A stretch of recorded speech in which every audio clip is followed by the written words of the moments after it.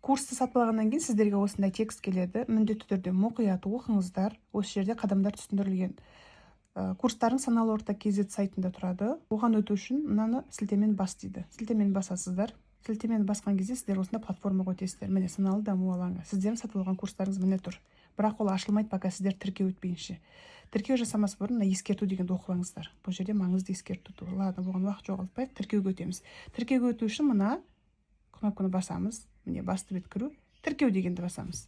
Тіркеуді басқан кезде жазасыздар мына жерге почталарыңызды. Мен почтамды жаздым. Сіздердің әрқайсыларыңыз өздеріңіздің почталарыңыз бар ғой. Соны жазасыздар. Қалаған логин. Осы жерде құрастырасыздар әрқайсыларыңыз. Мен просто сымбат дей саламын. Қалаған логиндарыңызды жазасыздар, қалаған парольдарыңызды құрастырасыздар. Бұл жерде логин парольді біз бермейміз, өздеріңіз құрастырасыздар. Ал енді кіру коды деген жерге сіздер жаңағы WhatsApp-қа кіресіздер да, біз мына тексттен кейін бірден платформаға кіру коды деп бөлек мынандай код жібереміз. Осының үстінен басып тұрасыздар да копировать етесіздер.